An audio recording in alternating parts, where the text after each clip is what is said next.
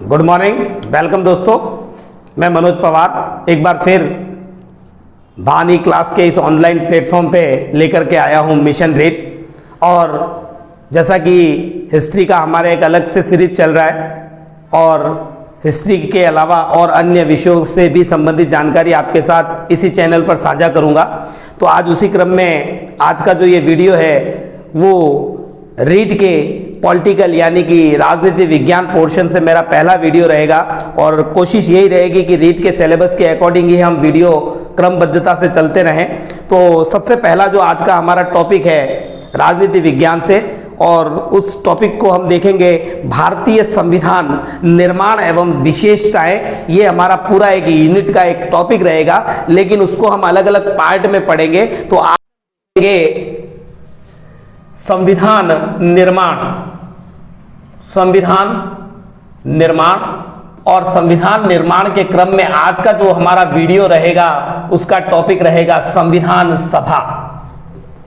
क्योंकि अगर संविधान निर्माण को समझना है तो सर्वप्रथम हमें संविधान सभा, क्योंकि संविधान सभा का निर्माण एकाएक नहीं हुआ है, उसके पीछे काफी सारे प्रयास रहे हैं, काफी सारे वो तथ्य जुड़े हुए हैं जिनसे निकल करके कई एग्जाम में प्रश्न पूछे जाते हैं। तो संविधान सभा का निर्माण पहले पढ़ना जरूरी रहेगा, उसके बाद में हम संविधान के निर्माण के प्रोसेस को देखेंगे और अंत में हम संविधान की प्रमुख विशेषताओं को देखेंगे। तो देखिएगा, सबसे पहले बात करूंगा संविधान सभा की।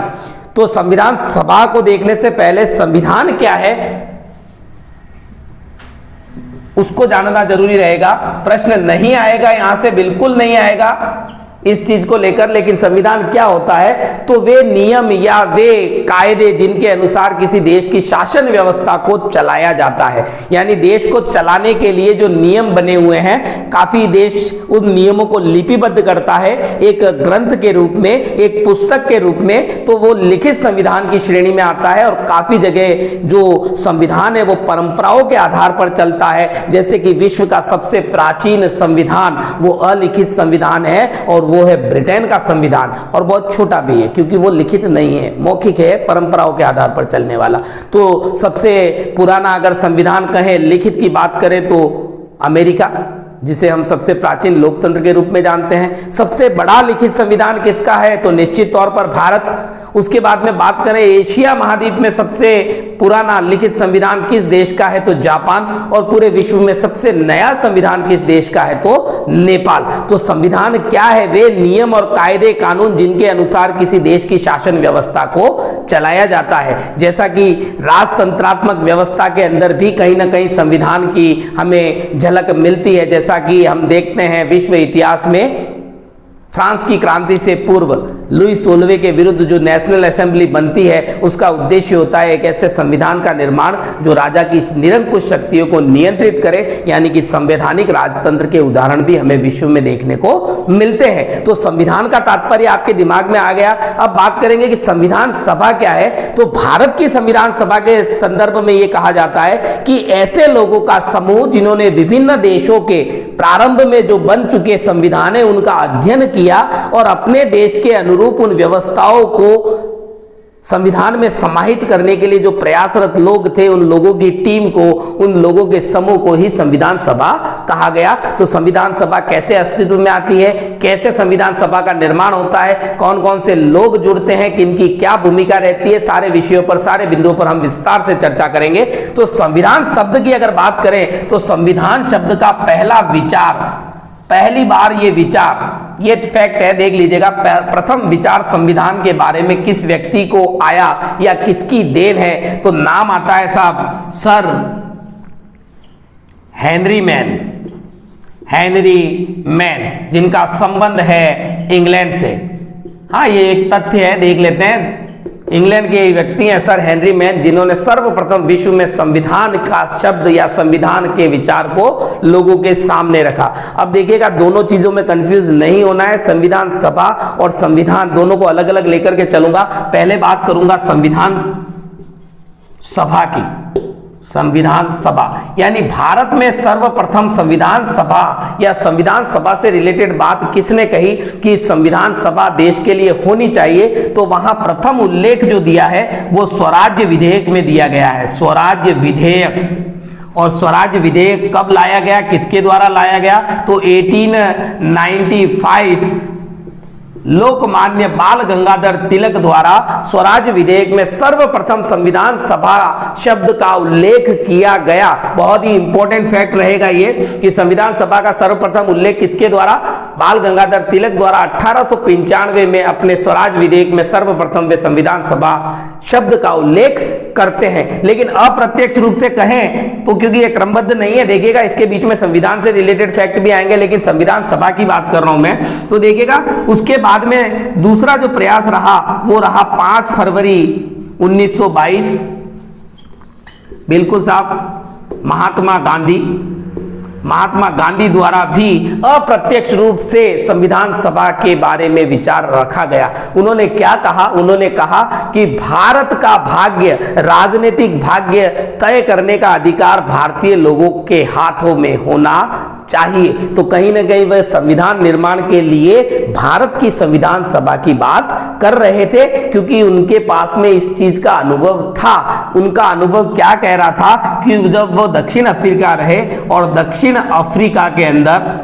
अफ्रीका में इसी प्रकार की व्यवस्था चलन में आई थी, वहीं के लोगों ने संविधान निर्माण की प्रक्रिया को पूर्ण किया था। तो महात्मा गांधी द्वारा अप्रत्यक्ष रूप से संविधान सभा का विचार 1922 में रखा गया। तो संविधान सभा से जुड़े हुए 2 फैक्ट, पहली बार 1895 तिलक स्वराज विधेयक के अंदर, दूसरी बार फरवरी 1922 के अंदर महात्मा गांधी द्वारा अप्रत्यक्ष रूप से दक्षिण अफ्रीका की तर्ज पर भारतीय लोगों द्वारा भारतीय संविधान निर्माण की बात को कहा गया। अब देखिएगा, बात करेंगे हम संविधान की। देखिएगा, ये बात कर ली मैंने संविधान सभा की, तो संविधान जो है उससे संबंध में भारत में कौन कौन से फैक्ट इंपॉर्टेंट रहेंगे। देखिएगा, यहां एक शब्द आया था ना, स्वराज विधेयक। जानकारी के लिए बता दूं मैं आपको, स्वराज्य शब्द क्या है, तो स्वराज्य शब्द का सर्वप्रथम मौखिक रूप से प्रयोग अगर किसी व्यक्ति ने, शासक ने किया है तो वो थे मराठा शिवाजी द्वारा सर्वप्रथम मौखिक रूप से स्वराज्य शब्द का, हिंदवी स्वराज्य शब्द दिया था उन्होंने। और अगर इसी स्वराज्य शब्द को कहें कि लिखित रूप में सर्वप्रथम किसने दिया, तो स्वराज्य शब्द का सर्वप्रथम लिखित उल्लेख किया है स्वामी दयानंद सरस्वती ने। और इसी स्वराज्य शब्द का अगर हम बात करें कि किसी सामूहिक, किसी मंच पर, सार्वजनिक मंच पर, तो 1906 के अंदर कांग्रेस के एक अधिवेशन में दादा भाई नौरोजी ने सर्वप्रथम एक मंच पर स्वराज्य शब्द का प्रयोग किया 1906 के अंदर। चलिएगा, ये रिलेटेड फैक्ट से मैंने आपको बता दिए। अब बात करेंगे संविधान की, तो देखेंगे संविधान सभा का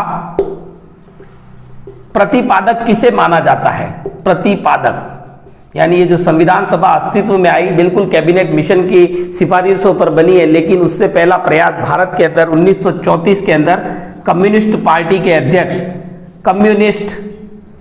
पार्टी के अध्यक्ष जिनका नाम है M.N. रॉय, मानवेंद्र नाथ रॉय, जिन्हें संविधान सभा का प्रतिपादक माना जाता है। 1934 के अंदर उन्होंने संविधान सभा का एक, कह दें कि औपचारिक रूप से संविधान सभा की घोषणा उनके द्वारा की गई सर्वप्रथम 1934 के अंदर। और देखिएगा, संविधान सर्वप्रथम नेहरू रिपोर्ट में आता है साहब। संविधान नेहरू रिपोर्ट, बिल्कुल नेहरू रिपोर्ट, लेकिन यहां नेहरू का तात्पर्य पंडित जवाहरलाल नेहरू नहीं है, बल्कि उनके पिता मोतीलाल नेहरू से। नेहरू रिपोर्ट किससे संबंधित है? 10 अगस्त 1928 मोतीलाल नेहरू, नॉट जवाहरलाल नेहरू, मोतीलाल नेहरू द्वारा प्रस्तुत किया गया था 10 अगस्त 1928 को। और संविधान का एज ए मसौदा तैयार किया उन्होंने और उसको प्रस्तुत किया। हालांकि वो स्वीकृत नहीं हो पाया, उस पर एकमत नहीं हुई, लेकिन संविधान निर्माण के संदर्भ में सबसे पहला प्रयास नेहरू रिपोर्ट 1928 मोतीलाल नेहरू के द्वारा। और एक व्यक्ति यहां पर जुड़ करके आते हैं जिनका नाम है श्याम चतुर्वेदी। और श्याम चतुर्वेदी ने इसी नेहरू रिपोर्ट को क्या कहा था? भारतीय संविधान का ब्लूप्रिंट भारतीय संविधान का ब्लूप्रिंट श्याम चतुर्वेदी द्वारा नेहरू रिपोर्ट को कहा गया, हालांकि स्वीकृत नहीं हो पाया, लोगों की राय एक मत नहीं हो पाई। अब देखेंगे हम अगला प्रयास, देखिएगा अगला औपचारिक रूप से संविधान सभा और संविधान से जुड़ा हुआ फैक्ट क्या निकल करके आता है। तो 8 अगस्त 1940, डेटे बहुत इंपॉर्टेंट रहेगी। 8 अगस्त 1940 को कांग्रेस के द्वारा संविधान सभा के संदर्भ में औपचारिक रूप से एक प्रस्ताव रखा गया संविधान सभा, और इसको स्वीकृति प्रदान करने वाले जो व्यक्ति हैं लॉर्ड लिनलिथगो द्वारा इस संविधान सभा को एक औपचारिक रूप से स्वीकृति प्रदान कर दी गई। 8 अगस्त 1940 कांग्रेस द्वारा संविधान सभा की औपचारिक प्रस्ताव रखा गया, जिसको लॉर्ड लिनलिथगो द्वारा स्वीकृति प्रदान कर दी गई। और उसी क्रम में आगे बढ़ते हुए फिर हमारे देश की औपनिवेशिक सरकार ने क्या प्रयास किया। औपनिवेशिक सरकार ने एक मिशन, जिसको हम क्रिप्स मिशन के नाम से जानते हैं, और क्रिप्स मिशन की स्थापना करके बना करके उसको भारत भेजा, और भारत भेज करके भाई संविधान सभा का भारत के अंदर भारतीय लोगों द्वारा निर्माण किया जाए और वही आगे चल करके भारतीय संविधान का निर्माण करे। तो इस क्रम में देखेंगे हम क्रिप्स मिशन देखिएगा। क्रिप्स मिशन 22 मार्च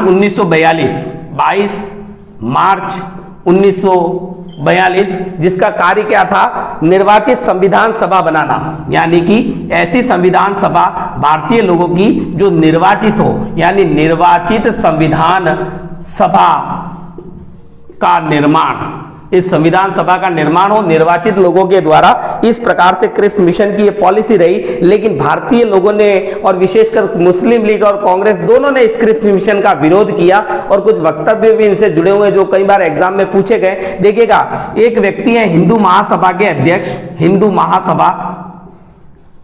महासभा अध्यक्ष, जिनका नाम है वीडी सावरकर।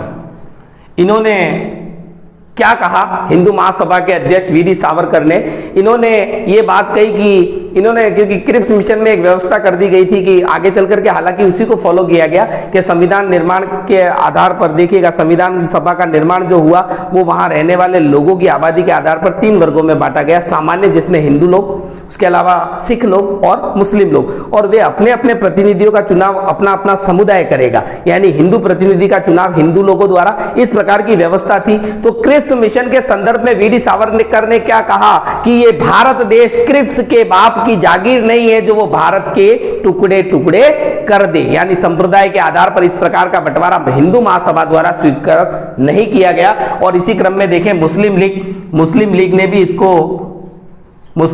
भी इस क्रिप्स मिशन का विरोध किया, और साथ ही साथ कांग्रेस ने भी इसका विरोध किया। कांग्रेस भी विरोध कर रही है, मुस्लिम लीग भी विरोध कर रहे हैं। और यहीं पर दो कथन आते हैं नेहरू, पंडित जवाहरलाल नेहरू और महात्मा गांधी के।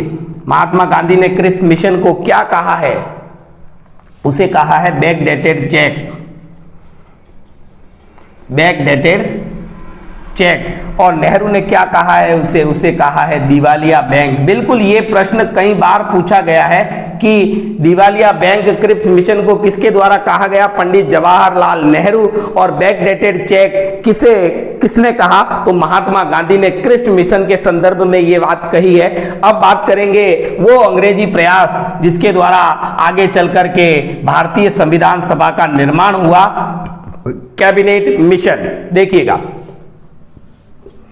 ये प्रश्न सीधा सीधा यहीं से उठा करके पूछ लेते हैं कि भाई भारतीय संविधान का निर्माण किस मिशन की सिफारिश पर या किसकी वजह से हुआ, तो कैबिनेट मिशन। छोटे स्तर की कक्षाओं में भी ये सवाल पाठ्य पुस्तक के अंदर पीछे अभ्यास प्रश्नों में दिया हुआ है। तो कैबिनेट मिशन देखिएगा, 24 मार्च 1940 को ये भारत आता है।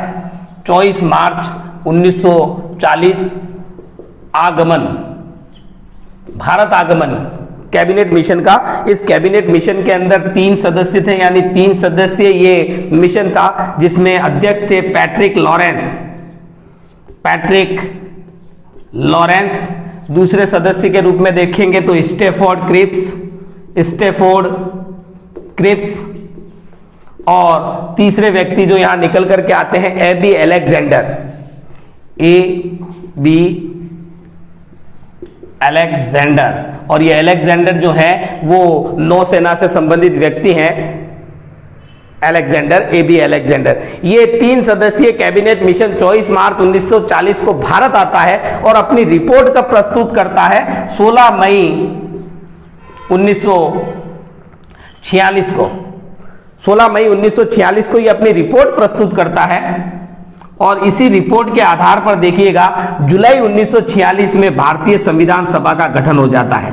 जुलाई 1946 इंपॉर्टेंट डेट रहेगी, संविधान सभा का निर्माण। जुलाई 1946 संविधान सभा का निर्माण। और जैसा कि कैबिनेट मिशन ने और अंग्रेजी सरकार ने तय किया गया था कि यहां पर कुल कितने सदस्य रहेंगे, तो कुल सदस्यों की संख्या देखेंगे हम 292 प्लस 93 प्लस 4। ये 292 क्या है? ये भारतीय ब्रिटिश प्रांतों के प्रतिनिधि। ये 93 क्या है? देसी रियासतों के प्रतिनिधि। और 4 क्या है? चीफ कमिश्नरी क्षेत्र, चीफ कमिश्नरी, जिसमें से एक कमिश्नरी क्षेत्र राजस्थान में स्थित है, अजमेर मेरवाड़ा। तो देखिएगा इस प्रकार से इनका निर्वाचन होगा। निर्वाचन का आधार क्या रखा गया? 10 लाख की आबादी से एक प्रतिनिधि। ये देसी रियासतों से मनोनीत होकर आने थे, यानी देसी रियासतों को जो शासक है उनके द्वारा मनोनीत सदस्य थे। और 4 सदस्य, तो यानी कि यहां अगर चुनाव की बात करें संविधान सभा की, तो चुनाव हुआ 296 सीटों के लिए, 292 ये और 4 सदस्य ये, यानी कि 296 लोगों के लिए क्या हुए? चुनाव हुए। और ये चुनावों का आयोजन कब किया गया? जुलाई 1946 में ही चुनाव हुए। कितनी सीटों के लिए? 296, जिसमें से 292 तो ब्रिटिश प्रांत से निर्वाचित होने थे और 4 चीफ कमिश्नरी क्षेत्रों से निर्वाचित होने थे। इस प्रकार टोटल 296 सदस्यों के लिए चुनाव हुए। अब देखिएगा चुनाव के अंदर क्या क्या चीजें रही, रिजल्ट क्या निकला, आगे चलकर क्या परिणाम निकले। अब यहाँ 4 चीफ कमिश्नरी क्षेत्र जो है उनसे रिलेटेड भी कई बार प्रश्न पूछा जाता है। तो पहला चीफ कमिश्नरी जो क्षेत्र है वो है दिल्ली, दूसरा राजस्थान में अजमेर मेरवाड़ा, तीसरा है कुर्ग और चौथा है बलूचिस्तान। इस प्रकार से ये 4 चीफ कमिश्नरी क्षेत्र हैं जिन पर सीधे सीधे ब्रिटिश गवर्नमेंट का नियंत्रण था। राजस्थान से अजमेर, बिल्कुल सही बात है। अब देखिएगा ये तो रही बात, संविधान सभा का निर्वाचन होना तय हो गया। देसी रियासतों से कितने सदस्य आएंगे, किस प्रकार आएंगे। एक चीज और बता दूं, क्योंकि यहाँ निर्वाचन केवल 296 सीटों के लिए हुआ है, 93 सदस्य जो है वो मनोनीत होकर के आते हैं। इसलिए भारतीय संविधान सभा जो है उसको पूरी तरह से हम लोकतांत्रिक संस्था नहीं मान सकते, क्योंकि लोकतांत्रिक संस्था का मतलब ये होता है कि सारे सदस्य चुन करके आए, लेकिन यहाँ ऐसा नहीं हुआ है। उसमें कुछ सदस्य ऐसे हैं जो मनोनीत होकर के आए हैं, जो ब्रिटिश प्रांतों में शामिल नहीं थे, यानी किसी स्थानीय लोकल राज्य और रजवाड़ों के अधीन जो रियासतें थी वहां से मनोनीत होकर सदस्य आए। देखिएगा यहां कैबिनेट मिशन द्वारा जिस संविधान सभा की बात की गई, वहां मतदाताओं को जो निर्वाचन में भाग लेने वाले हैं 3 श्रेणियों में बांटा गया। पहले हैं सामान्य लोग, यहां सामान्य से तात्पर्य बहुल आबादी वाले हिंदुओं से है। दूसरी जो श्रेणी रही मतदाताओं की श्रेणी कितनी रही? 3 श्रेणियां मतदाता, सामान्य, दूसरे हैं मुस्लिम और तीसरे हैं सिख। तो इस प्रकार मतदाताओं को 3 श्रेणियों में बांटा गया और इन सामान्य, मुस्लिम और सिख समुदाय के जो प्रतिनिधि थे उनका चुनाव अपने ही निर्वाचक समुदायों द्वारा किया जाना था। यानी मुस्लिम प्रतिनिधि को मुस्लिम लोग चुनेंगे, सामान्य यानी हिंदू प्रतिनिधि को हिंदू लोग चुनेंगे और सिख प्रतिनिधि, जिसका क्षेत्र पंजाब क्षेत्र का रहा था, वहां सिख समुदाय द्वारा उनके प्रतिनिधियों को चुना जाएगा। यहां एक फैक्ट और निकल करके आता है कि हैदराबाद जो है, हैदराबाद रियासत, उसने किसी भी प्रकार से संविधान सभा में भाग नहीं लिया, अपना कोई प्रतिनिधि संविधान सभा में नहीं भेजा। ठीक है ना। आगे चल करके उसको ऑपरेशन पोलो के द्वारा सैनिक कार्रवाई करके भारत संघ में विलय करवाया गया। चलिएगा इस बारे में आगे और बात करते हैं कि ये जो चुनाव हुए तो निश्चित तौर पर इसका निर्वाचन अधिकारी रहा होगा, जिसके नियंत्रण में चुनाव हुए। निर्वाचन अधिकारी कौन था? निर्वाचन अधिकारी, तो इस चुनाव के निर्वाचन अधिकारी कौन रहे जो चुनाव हुए संविधान सभा के लिए? तो उनका नाम निकल करके आता है HVR अय्यंकर, और ये HVR अय्यंकर ही संविधान सभा के पहले सचिव भी बनते हैं। संविधान सभा के सभा के फर्स्ट सचिव। देखिएगा इलेक्शन हो गए, उसके पश्चात रिजल्ट आता है। तो मुख्य बात करें कि सीटों के लिए कंपटीशन कांग्रेस और मुस्लिम लीग के बीच था। मुस्लिम लीग, अगर मतदाताओं की बात करें तो 3 वर्गों में बटा था, और अगर चुनाव किन किन के मध्य मुख्य रूप से थे तो कांग्रेस और मुस्लिम लीग। निश्चित तौर पर कांग्रेस को सर्वाधिक संविधान सभा के सदस्य चुने गए, 208 सदस्य, मुस्लिम लीग से 73, और अलग अलग छोटी छोटी पार्टियों को मिलाएं 7 पार्टियों को एक एक सीट मिली। 7 पार्टियां हैं और 7 सीटें, प्रत्येक को एक एक सीट, और कुछ निर्दलीय सदस्य भी चुने गए जिनकी संख्या 8 थी। निर्दलीयों की संख्या थी 8। और अगर हिंदू महासभा की बात करूं मैं, तो हिंदू सभा को संविधान सभा में एक भी सदस्य नहीं चुना गया, यानी हिंदू सभा महासभा से एक भी सदस्य नहीं चुना गया संविधान सभा के लिए। देखिएगा फिर बात करेंगे यहाँ राजस्थान के प्रतिनिधित्व की। राजस्थान से कुल कितने सदस्य संविधान सभा में पहुंचते हैं? तो संविधान में सभा में राजस्थान से कुल सदस्य पहुंचते हैं 11 + 1, यानी 11 सदस्य तो विभिन्न रियासतों से, और एक सदस्य जो है वो चीफ कमिश्नरी यानी अजमेर क्षेत्र से। तो इस प्रकार से कुल 12 सदस्य राजस्थान से संविधान सभा में गए। और महिला सदस्यों की मैं बात करूंगा कि महिला सदस्य कितनी थी संविधान सभा के अंदर, तो महिला सदस्य 12 थी, और इन 12 महिलाओं के सदस्यों का जो ग्रुप था उसमें एज ए अध्यक्ष कह दीजिए, एज ए लीडर कह दीजिए, तो वो महिला थी हंसा मेहता। हंसा मेहता, यही वह हंसा मेहता है जिन्होंने भारतीय राष्ट्रीय ध्वज का प्रारूप, या कह सकते हैं कि राष्ट्रीय ध्वज कैसा होना चाहिए, उसको प्रस्तावित किया था संविधान सभा के सामने। तो देखिएगा राजस्थान से 12 सदस्य, जिसमें से 11 तो विभिन्न रियासतों से मनोनीत, और एक सदस्य अजमेर से जो इलेक्शन के द्वारा यानी कि चीफ कमिश्नरी प्रदेश से संविधान सभा में पहुंचा था। देखिएगा अब यहां हमने एक चीज नोटिस करी कि मुस्लिम लीग को सीटें कम मिली हैं, कांग्रेस के तुलना में बहुत कम मिली हैं। इस कारण उन्होंने इस चुनाव का, इस संविधान सभा का बहिष्कार किया। बहिष्कार, संविधान सभा का बहिष्कार किया जाता है किसके द्वारा? मुस्लिम लीग के द्वारा। और इसी क्रम में वे एक प्रत्यक्ष कार्रवाई दिवस मनाते हैं 16 अगस्त 1946 को, यानी कि 16 अगस्त 1946 क्या है? प्रत्यक्ष कार्यवाही दिवस। किसके द्वारा मनाया गया? तो ये मनाया जाता है मुस्लिम लीग के द्वारा। कारण क्या रहा कि संविधान सभा में अल्पमत, यानी कि बहुत कम सदस्य जाते हैं संविधान सभा में मुस्लिम लीग से, इस वजह से वो प्रत्यक्ष कार्रवाई दिवस मनाता है और संविधान सभा का विरोध करता है। यहाँ सदस्यों की जब बात चल रही है तो मैं कुल SC के सदस्य, अनुसूचित जाति के कुल कितने सदस्य गए संविधान सभा में, तो 33, और ST के सदस्य हैं 36। ये देखिए ये आंकड़े ज़्यादा महत्वपूर्ण है। राजस्थान से 12, SC के 33 और ST के 36। महिला सदस्य कितनी रही? 12, और हंसा मेहता प्रमुख रूप से। देखिएगा यहां अगर बात करें कि सर्वाधिक सदस्य कौन से प्रांत से निर्वाचित हुए, अभी भी वर्तमान में हम देखते हैं लोकसभा में सर्वाधिक सीटें उत्तर प्रदेश, तो उसी प्रकार से सर्वाधिक जो सदस्य निर्वाचित होकर के गए चुनाव से, उनकी सदस्य संख्या है 55 सदस्य सर्वाधिक अगर किसी प्रांत से, उसे कहा जाता था संयुक्त प्रांत।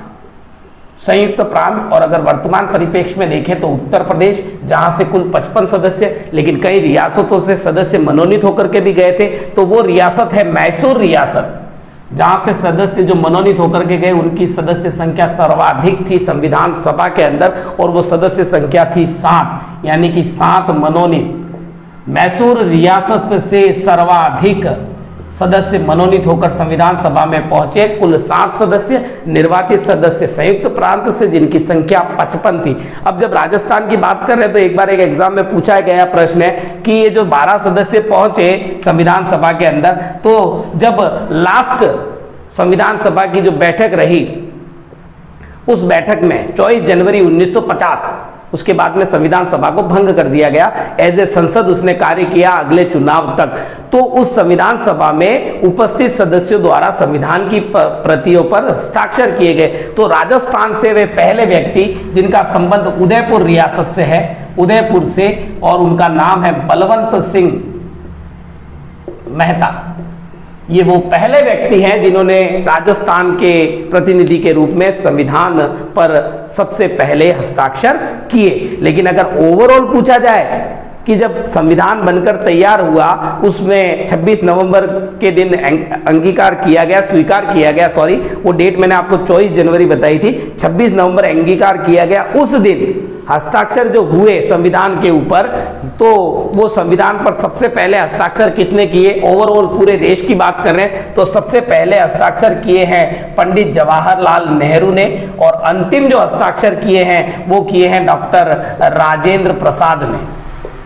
ये सारी चीजें फैक्ट इंपॉर्टेंट रहते हैं, प्रश्न निकल करके आते हैं। संविधान पर सर्वप्रथम हस्ताक्षर पंडित जवाहरलाल नेहरू, अंतिम हस्ताक्षर डॉक्टर राजेंद्र प्रसाद, और राजस्थान के पहले व्यक्ति जिन्होंने संविधान पर हस्ताक्षर किए तो बलवंत सिंह मेहता, जिनका संबंध उदयपुर से है। चलिएगा आगे इसी क्रम में और आगे बढ़ेंगे और तथ्यों को जानेंगे, क्योंकि अभी हमारा जो टॉपिक चल रहा है वो संविधान और संविधान सभा से रिलेटेड है। अभी संविधान सभा की बात ही चल रही है। संविधान सभा का चुनाव हो चुका है, रिजल्ट आ चुका है। देखिएगा, अब मुस्लिम लीग ने, मैंने कहा कि अल्पमत होने के कारण संविधान सभा का बहिष्कार किया, और इसी क्रम में 16 अगस्त 1946 को उन्होंने प्रत्यक्ष कार्यवाही दिवस के रूप में मनाया। फिर देखिएगा डेट आती है 2 सितंबर 1946। इस दिन क्या हुआ साहब? इस बैठक में क्या हुआ? तो इस बैठक में अंतरिम सरकार का गठन किया गया। अंतरिम सरकार का गठन, और इस गठन के साथ ही निर्णय क्या लिया गया कि इस अंतरिम सरकार का उपाध्यक्ष चुना गया पंडित जवाहरलाल नेहरू को। उपाध्यक्ष कौन है? पंडित जवाहरलाल नेहरू। तो फिर स्वाभाविक तौर पर बात आएगी कि अध्यक्ष, तो अध्यक्ष है तत्कालीन वायसराय अध्यक्ष हैं अंतरिम सरकार के, और नेहरू उपाध्यक्ष। इसके अलावा अंग्रेजी सदस्यों को भी शामिल किया गया था, अंग्रेजों को भी शामिल किया गया था। ऐसे 2 ब्रिटिश काउंसिल सदस्य थे, 2 ब्रिटिश काउंसिल सदस्य, वो भी इस अंतरिम सरकार में शामिल रहे। लेकिन यहाँ मुस्लिम लीग ने इस अंतरिम सरकार के गठन वाली जो बैठक हुई उसमें भाग नहीं लिया, यानी मुस्लिम लीग इसमें शामिल नहीं हुई, यानी जिन्ना इसमें शामिल नहीं हुए। जिन्ना या कह दो मुस्लिम लीग इस पहली बैठक में शामिल नहीं है, अंतरिम सरकार के गठन की पहली बैठक में शामिल नहीं है। कहीं ना कहीं कारण वही अल्पमत का। फिर इसी क्रम में 26 अक्टूबर को 1946 को पुनः अंतरिम सरकार का पुनर्गठन किया जाता है। यहां गठन हुआ है और अब होगा पुनर्गठन, यानी एक बार बन चुका है उसी में कुछ बदलाव, यानी 5 सदस्य मुस्लिम लीग से भी इसमें जोड़े गए। 5 सदस्य मुस्लिम लीग से, 5 सदस्य मुस्लिम लीग से जोड़े गए। अगली बैठक 26 अक्टूबर 1946, मुस्लिम लीग के 5 सदस्य। और बात करेंगे हम संविधान सभा के, संविधान के जनक जो माने गए हैं डॉक्टर भीमराव अंबेडकर। अब वो संविधान सभा में कहां से चुन करके आए थे? तो डॉक्टर BR अंबेडकर संविधान सभा में कहां से चुन करके आए? तो पहले की बात करें तो बंगाल, और उसके पश्चात जब स्थितियां बदल गई तो अगली बार वे बॉम्बे, तत्कालीन बॉम्बे ही कहेंगे, बॉम्बे से संविधान सभा में निर्वाचित होकर के आए। सच्चिदानंद सिन्हा जो पहले अस्थायी अध्यक्ष चुने गए संविधान सभा के, वो बिहार से चुन करके आते हैं। बिहार से कौन चुन करके आया? सच्चिदानंद सिन्हा।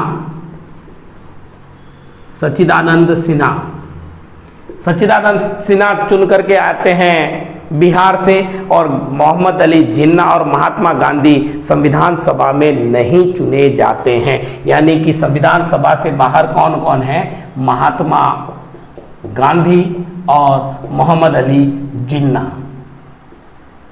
ये दो वो व्यक्ति जो संविधान सभा से बाहर हैं, दोनों प्रोफेशन से वकील थे।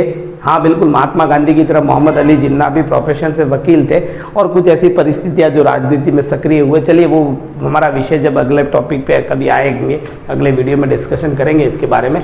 तो 26 अक्टूबर 1946 पुनर्गठन होता है। मुस्लिम लीग के 5 सदस्य इसमें जोड़े जाते हैं अंतरिम सरकार के अंदर। गांधी जी और जिन्ना इसमें शामिल नहीं है। BR अम्बेडकर पहले बंगाल से, उसके पश्चात बॉम्बे से, और सच्चिदानंद सिन्हा बिहार से इसमें चुन करके निर्वाचित होकर के आते हैं। अब बात करेंगे हम पहली बैठक, संविधान सभा की पहली बैठक।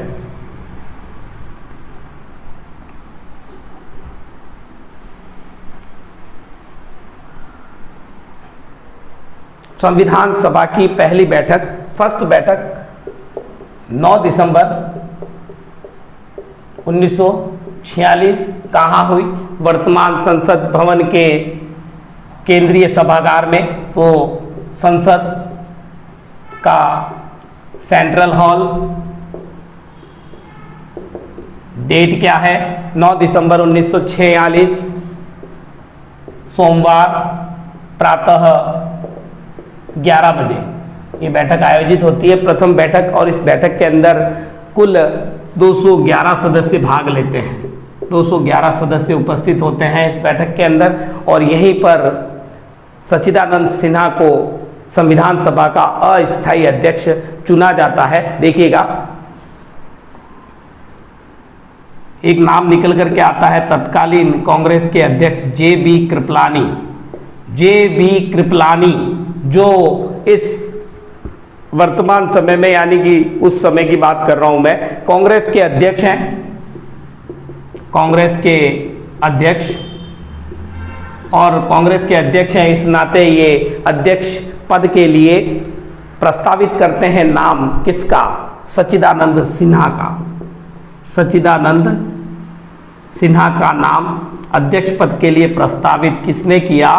तो वो प्रस्तावित किया है JB कृपलानी ने, आचार्य JB कृपलानी, और कांग्रेस के वर्तमान अध्यक्ष रहे हैं उसी समय में। और इनके नाम को स्वीकृति किसने दिया? इस प्रस्तावित नाम को अनुमोदित किसने किया? तो सरदार वल्लभ भाई पटेल। सरदार पटेल जो है वे सच्चिदानंद सिन्हा के नाम को, जिनको प्रस्तावित किया गया है, उसको अनुमोदित करते हैं। और इनको अध्यक्ष पद के लिए प्रस्तावित करने का कारण क्या है? एक परंपरा रही है फ्रांस के अंदर वरिष्ठता के आधार पर, यानी फ्रांस की परंपरा, कौन सी परंपरा? वरिष्ठता की परंपरा के आधार पर सच्चिदानंद सिन्हा को अस्थायी अध्यक्ष पहली बैठक में चुना जाता है। लेकिन इस पहली बैठक में मुस्लिम लीग नहीं शामिल है।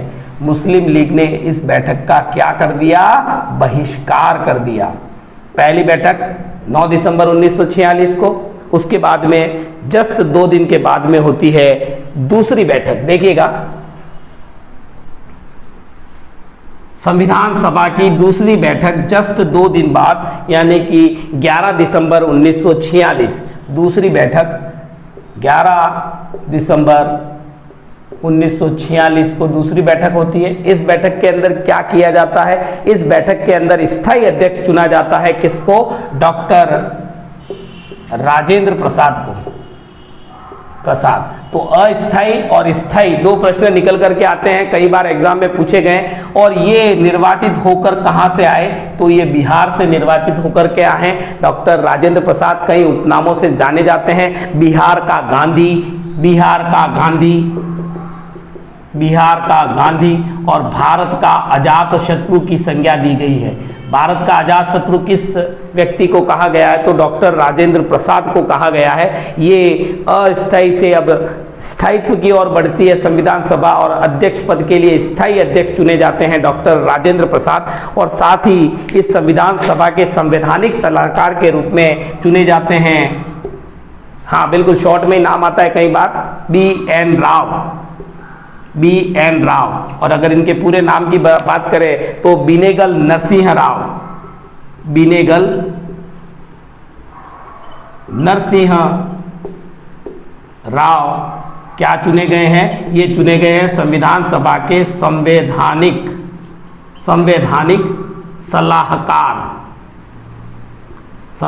सलाहकार चुने गए हैं B.N. राव। कौन सी बैठक में? दूसरी बैठक कब आयोजित की गई? ये बैठक आयोजित की गई है 11 दिसंबर 1946 को। और उपाध्यक्ष पद के लिए आते हैं H.C. मुखर्जी। संविधान सभा के उपाध्यक्ष कौन है? तो H.C. मुखर्जी। देखिएगा दूसरी बैठक के इंपॉर्टेंट फैक्ट, राजेंद्र प्रसाद बिहार से, बिहार का गांधी अजात शत्रु, B.N. राव संवैधानिक सलाहकार और बिनेगल नरसिंह राव इनका पूरा नाम। और उपाध्यक्ष पद के लिए कौन चुने जाते हैं? उपाध्यक्ष, संविधान सभा के उपाध्यक्ष H.C. मुखर्जी। चलिएगा आगे बात करेंगे तीसरी बैठक जो जस्ट 2 दिन बाद पुनः आयोजित होती है, यानी कि 13 दिसंबर 1946। एक महत्वपूर्ण कार्य होता है इस दिन, 13 दिसंबर 1946, 13 दिसंबर 1946 तीसरी बैठक। और इस तीसरी बैठक में पंडित जवाहरलाल नेहरू, जिसको मैंने आपको बताया था कि अंतरिम सरकार जो गठित होती है उसके उपाध्यक्ष पद पर चुने जाते हैं, उनके द्वारा उद्देश्य प्रस्ताव रखा जाता है। उद्देश्य प्रस्ताव, संविधान सभा के समक्ष एक उद्देश्य प्रस्ताव रखा जाता है 13 दिसंबर 1946 को। और इस उद्देश्य प्रस्ताव पर 8 दिन विचार विमर्श किया जाता है और उसके पश्चात इसे 12 जनवरी 1947 को पारित कर दिया जाता है। यहाँ से 2 ही चीजें इंपॉर्टेंट है, 12 जनवरी 1947 को ये उद्देश्य प्रस्ताव पारित हो जाता है, पारित कर दिया जाता है। और फैक्ट एक निकल करके आता है कि हमारे संविधान की प्रस्तावना को उद्देशिका भी कहा जाता है। कारण बिल्कुल साफ है कि जवाहरलाल नेहरू द्वारा जो उद्देश्य प्रस्ताव रखा गया था, कहीं ना कहीं वही हमारे संविधान की रूपरेखा थी, या हमारे संविधान की जो प्रस्तावना है उसी के भाव इसमें समाहित थे। इसलिए हमारे देश के संविधान की प्रस्तावना को उद्देशिका कह करके भी संबोधित किया जाता है। देखिएगा इस बारे में आगे और चर्चा करेंगे कि हमारा जो संविधान है उसके 3 वाचन हुए, संविधान के 3 वाचन। तो उसमें प्रथम वाचन किसके द्वारा किया गया, या प्रथम वाचन करने वाला अधिवक्ता कौन था? प्रथम वाचन या जिसने किया उसको कहा गया प्रथम अधिवक्ता। तो वो कौन थे? तो वो थे डॉक्टर सर्वपल्ली राधाकृष्णन। जी बिल्कुल, सर्वपल्ली राधाकृष्णन, जिनके द्वारा संविधान का पहला वाचन किया जाता है और जिन्हें संविधान के प्रथम अधिवक्ता के रूप में जाना जाता है। और हमारे लिए सर्वपल्ली राधाकृष्णन जानना बहुत महत्वपूर्ण है। बिल्कुल साहब, 5 सितंबर, क्योंकि हम लोग उसी दौड़ में शामिल है ना साहब, हमारी दौड़ वहीं पे है, तो हमें तो उनके बारे में जानना ज़्यादा जरूरी रहेगा। चलिएगा बात करेंगे प्रस्तावना और संविधान, आगे आएगा, ये भी एक पूरा अलग से वीडियो बनाऊंगा मैं प्रस्तावना को लेकर के। लेकिन हमारे देश की जो प्रस्तावना है, उद्देशिका है, उसे संविधान का परिचय कहकर संबोधित किया गया है, या संविधान की कुंजी। तो संविधान का परिचय, ये शब्द प्रस्तावना के लिए किसने कहे, ये भी प्रश्न इंपॉर्टेंट रहेगा। प्रस्तावना को संविधान की या संविधान का परिचय किसने कहा? तो वो है L.A. पालकीवाला, L.A. पालकीवाला द्वारा संविधान की प्रस्तावना को संविधान का परिचय बताया गया। अब बात करेंगे 22 जुलाई 1947। देखिएगा 22 जुलाई 1947, और इस दिन क्या होता है? बिल्कुल इस दिन चौथा अधिवेशन संविधान सभा का चौथा अधिवेशन। देखिए अधिवेशन अलग चीज है और बैठकें अलग चीज है। बैठक पर्टिकुलर डेज के अकॉर्डिंग चलती है। कुल 12 अधिवेशन हुए हैं संविधान सभा के, कुल 12 अधिवेशन, कई दिनों तक चलते थे अधिवेशन। और बैठकों की बात करें, बैठकों की संख्या अधिक है, लेकिन अधिवेशन और वाचन से रिलेटेड क्वेश्चन जरूर निकल करके आता है। तो 22 जुलाई 1947 चौथे अधिवेशन के अंदर राष्ट्रीय ध्वज को स्वीकार किया गया। राष्ट्रीय ध्वज, और राष्ट्रीय ध्वज का प्रारूप या राष्ट्रीय ध्वज की रूपरेखा किसने तैयार की थी? मैंने आपको बताया था, बिल्कुल हंसा मेहता द्वारा।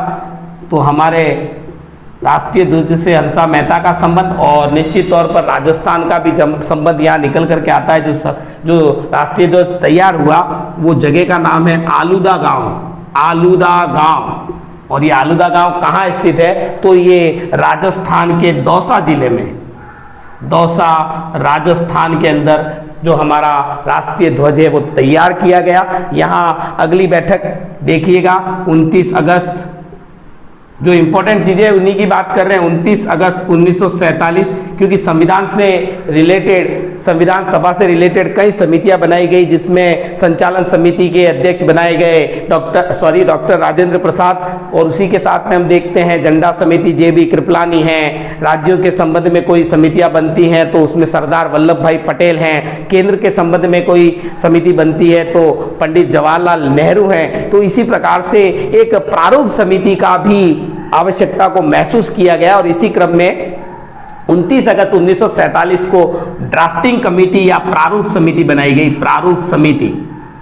और ये प्रश्न तो बहुत बड़े बड़े लेवल के एग्जाम में पूछा जाता है। बिल्कुल सिंपल सा प्रश्न है, लेकिन अपना एक अलग महत्व रखता है। प्रारूप समिति के अध्यक्ष कौन थे? तो डॉक्टर BR अम्बेडकर इसके अध्यक्ष बनाए गए, डॉक्टर BR अम्बेडकर। और डॉक्टर भीमराव अम्बेडकर के अलावा इसमें 6 सदस्य और थे, यानी कुल सदस्य संख्या 7। प्रारूप समिति में कुल 7 सदस्य थे, जिसमें भीमराव अम्बेडकर अध्यक्ष बनते हैं। अब देखिएगा वह दौर या वो समय आता है जब ये जो संविधान सभा हमारी बन गई, सब कुछ व्यवस्था हो गई, लेकिन आगे चल करके हमारी संविधान सभा टूट जाती है। कारण क्या होता है कि माउंटबेटन योजना के तहत भारत और पाकिस्तान जो है उसका बंटवारा हो जाता है। 3 जून 1947 माउंटबेटन योजना, तत्कालीन वायसराय लॉर्ड माउंटबेटन। देखिए इंपॉर्टेंट फैक्ट है, तो बहुत बढ़िया चीज निकल करके आती है। भारत के एकमात्र राष्ट्रपति जिनको शपथ जो है अंग्रेज द्वारा दिलवाई गई, तो डॉक्टर राजेंद्र प्रसाद, क्योंकि उस समय लॉर्ड माउंटबेटन थे। ठीक है, 3 जून 1947 माउंटबेटन योजना लागू होती है। और यहां पर देखिएगा आप, सदस्य संख्या में कुछ परिवर्तन आता है। 31 अक्टूबर 1947, 31 अक्टूबर 1947 सदस्य संख्या जो पहले मैंने आपको बताई थी, अब वो सदस्य संख्या रह जाती है 299। ठीक है साहब, इसमें से 229 तो हो जाती है आपकी ब्रिटिश प्रांत, प्लस 70 हो जाती हैं देसी रियासतें। देसी रियासतें यहां पर देख लो 324 थी। ठीक है, अब देखिएगा आप कुल अधिवेशन कितने हुए, मैंने पहले ही बता दिया। संविधान सभा के कुल 12 अधिवेशन हुए। अधिवेशनों की संख्या, अधिवेशन 12, और वाचन करें तो 3 वाचन हुए। पहला वाचन किसके द्वारा किया गया? डॉक्टर सर्वपल्ली राधाकृष्णन द्वारा, इसलिए वो प्रथम अधिवक्ता माने जाते हैं। देखिएगा ये सदस्य संख्या रहती है, लेकिन अगले वीडियोस के अंदर मैं आपको और डिटेल में बताऊंगा कि संविधान सभा जो है उसके द्वारा संविधान निर्माण किया गया, कितने सदस्य उपस्थित रहे, इस तरीके की पूरी, कब संविधान को अंगीकार किया गया, कब लागू किया गया, क्योंकि एक प्रस्तावना वाले जो वीडियो के अंदर है उसमें स्टार्टिंग में हम ये सारी चीजें देखेंगे, इन तथ्यों को उसमें शामिल करूंगा। देखिएगा आप कुछ फैक्ट ऐसे जहां से सीधे से प्रश्न निकल करके आते हैं। 12 अधिवेशन, 3 वाचन, समय कितना लगा? 2 वर्ष 11 माह और 18 दिन का समय लगा। इसके अलावा लगभग 64 लाख रुपए का खर्च आया। कितना खर्च आया? लगभग 64 लाख रुपए। लगभग 64 लाख रुपए खर्च हुए और हमारा संविधान बनने में 2 वर्ष 11 माह और 18 दिन का समय लगता है। देखिएगा अंतिम बैठक कब हुई संविधान सभा की? अंतिम बैठक देखिएगा, अंतिम बैठक मैंने पहले बताया था 24 जनवरी 1950 अंतिम बैठक। और ये बैठक संख्या देखें तो कौन सी थी? 166, यानी कि कुल बैठकें कितनी हुई? 166।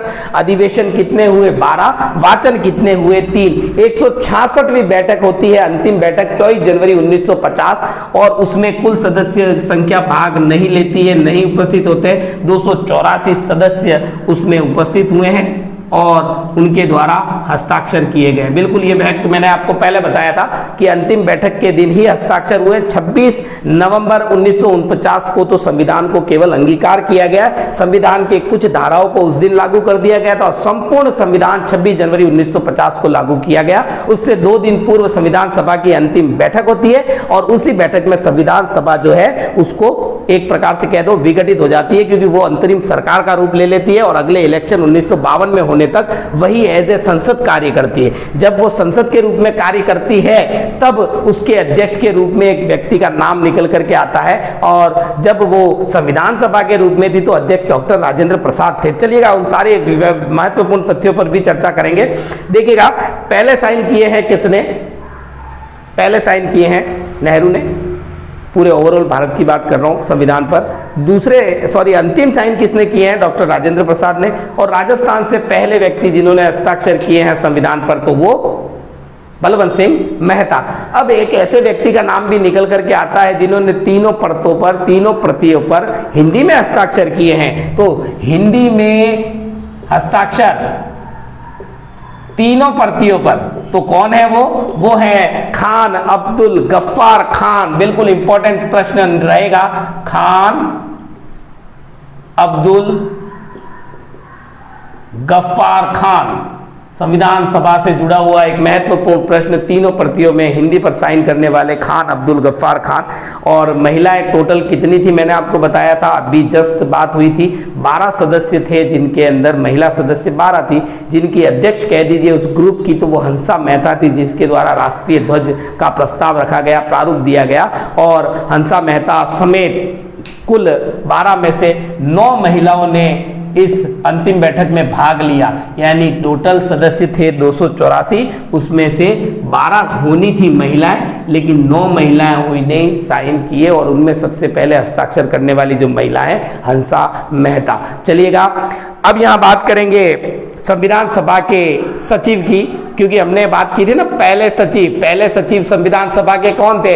HVR आयंकर। लेकिन अगर मैं संविधान कंप्लीट हो गया है, संविधान के अगर अगले सचिव की बात करूं तो सचिव रहते हैं KN मुंशी। सचिव कौन है? KN मुंशी। KN मुंशी सचिव है। तो संविधान सभा के उपाध्यक्ष कौन है? मैंने उसके लिए भी आपको बता दिया था, HC मुखर्जी। हमने ये बात कर ली है, उपाध्यक्ष कौन थे? HC मुखर्जी। अब देखिएगा जब संविधान सभा के रूप में कार्य करती है तो उसके अध्यक्ष कहे जाते हैं डॉक्टर राजेंद्र प्रसाद। लेकिन जब वह संसद के रूप में कार्य करती है, यानी 52 तक जब उसने संसद के रूप में कार्य किया, तो प्रथम लोकसभा अध्यक्ष कौन थे? तो वे थे GB मावलंकर। बिल्कुल ये बहुत इंपॉर्टेंट फैक्ट है, GB मावलंकर। GB मावलंकर कौन है? अध्यक्ष हैं। किसके अध्यक्ष हैं? तो नहीं लोकसभा के, सॉरी संविधान सभा के नहीं, संसद के, संसद यानी लोकसभा के अध्यक्ष कौन थे? GB मावलंकर। यानी जब ये संविधान सभा अंतरिम सरकार के रूप में, संसद के रूप में कार्य करती है तो उसके अध्यक्ष माने जाते हैं, क्योंकि डॉक्टर राजेंद्र प्रसाद तो तब अंतरिम सरकार में राष्ट्रपति के रूप में कार्य करेंगे। तो प्रथम राष्ट्रपति आपको पता ही है कौन है प्रथम राष्ट्रपति?